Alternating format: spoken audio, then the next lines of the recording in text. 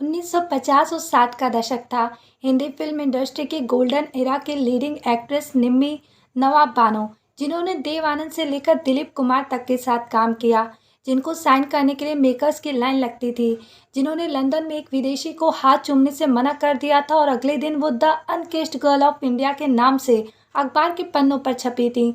उनकी एक्टिंग के लोग इतने कायल थे कि उन्हें हॉलीवुड से भी 4 ऑफर मिले थे, लेकिन उन्होंने इनकार कर दिया था। महबूब खान से था माँ का अच्छा रिश्ता। नवाब बानो का जन्म आगरा में एक मुस्लिम परिवार में हुआ था। उनकी माँ एक सिंगर और अभिनेत्री थी, जिन्हें वाहिदन के नाम से जाना जाता था। वो फिल्म इंडस्ट्री के अंदर अच्छी तरह से जुड़ी हुई थी। निम्मी के पिता अब्दुल हकीम मिलिट्री कॉन्ट्रैक्टर के तौर पर काम करते थे। निम्मी के जन्म का नाम नवाब उनके दादा ने दिया था। उनकी दादी ने बानो जोड़ा था। निम्मी जब छोटी थी तब बॉम्बे जाती थी। उनके पास उस वक्त की ढेर सारी यादें हैं। उनकी माँ के महबूब खान और उनकी फैमिली से अच्छे संबंध थे, जो फिल्म बनाने के बिजनेस में बहुत प्रभावशाली थे। 11 साल की उम्र में बदल गई दुनिया। जब निम्मी सिर्फ 11 साल की थी तब अचानक उनकी माँ का निधन हो गया था। उनके पिता मेरठ में रहते थे, जहाँ वो काम करते थे, और उनका एक परिवार भी था। उस समय निम्मी की माँ संग उनका संपर्क काफ़ी कम था, इसलिए निम्मी को उनकी नानी के साथ रावलपिंडी के पास एबटाबाद में रहने के लिए भेज दिया गया। 1947 में भारत का विभाजन हुआ और एबटाबाद पाकिस्तान में चला गया। निम्मी की नानी मुंबई चली गईं और अपनी दूसरी बेटी ज्योति के घर रहने लगीं। ज्योति खुद एक एक्ट्रेस थी। उन्होंने पॉपुलर प्लेबैक सिंगर, एक्टर और म्यूजिक डायरेक्टर जीएम दुर्रानी से शादी की थी। राज कपूर से हुई मुलाकात। 1948 में महबूब खान ने यंग निम्मी को अंदाज के प्रोडक्शन का काम दिखाने के लिए सेंट्रल स्टूडियो में इनवाइट किया था। क्योंकि महबूब और निम्मी की माँ के अच्छे रिलेशन थे, दोनों ने 1930 के दशक में साथ में काम भी किया था। निम्मी जब वहां गई तो उन्होंने फिल्मों में दिलचस्पी दिखाई और ये उनके लिए फिल्म मेकिंग के प्रोसेस को समझने का एक मौका था। अंदाज के सेट पर निम्मी की मुलाकात राज कपूर से हुई, जो उस मूवी में एक्टिंग कर रहे थे। निम्मी की पहली फिल्म। उस समय राज कपूर अपने प्रोडक्शन की फिल्म बरसात की शूटिंग भी कर रहे थे। फेमस एक्ट्रेस नरगिस को लीड एक्ट्रेस कास्ट करने के बाद वो सेकेंड लीड एक्ट्रेस के लिए दूसरी यंग लड़की की तलाश में थे।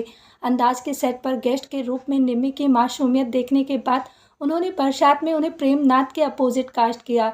ये मूवी जब रिलीज हुई तो इतिहास रच दिया। इसने बॉक्स ऑफिस पर जमकर कमाई की।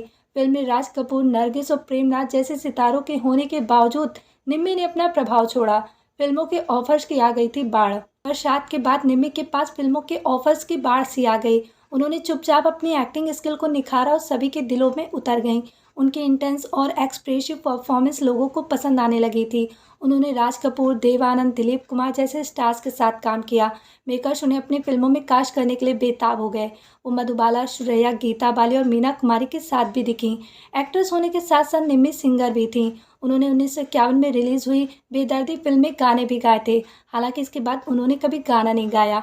ठुकरा दिया था हॉलीवुड का ऑफर। 1952 में आई फिल्म ऑन न केवल पहली फिल्म टेक्निकलर फिल्म थी, बल्कि वर्ल्ड वाइड रिलीज होने वाली पहली भारतीय फिल्म भी थी। लंदन में इस फिल्म के प्रीमियर के बाद उन्हें हॉलीवुड में काम करने का ऑफर आया था, लेकिन उन्होंने ठुकरा दिया। इसका कारण मात्र इतना था कि उन्हें इंटीमेट सीन और चुंबन दृश्यों से काफ़ी डर लगता था।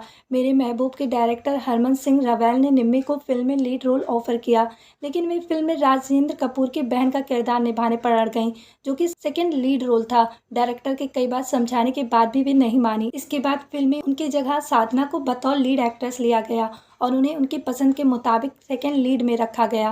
फिल्म सुपरहिट हुई और साधना का करियर चल पड़ा। वहीं इस फिल्म के बाद निम्मी को लीड रोल मिलना कम हो गए और धीरे धीरे उनका करियर खत्म हो गया और ना ही निम्मी जी ने फिल्म में काम करने में दिलचस्पी ली और इस तरह निम्मी का शानदार फिल्मी सफर खत्म हो गया। आखिरी दफा निम्मी साल 1986 में के आशिफ की फिल्म लव एंड गॉड में दिखी थी, वो भी हीरोइन के रोल में, और फिल्म में उनके हीरो थे संजीव कुमार। लेकिन ये फिल्म बहुत देरी से रिलीज हुई थी।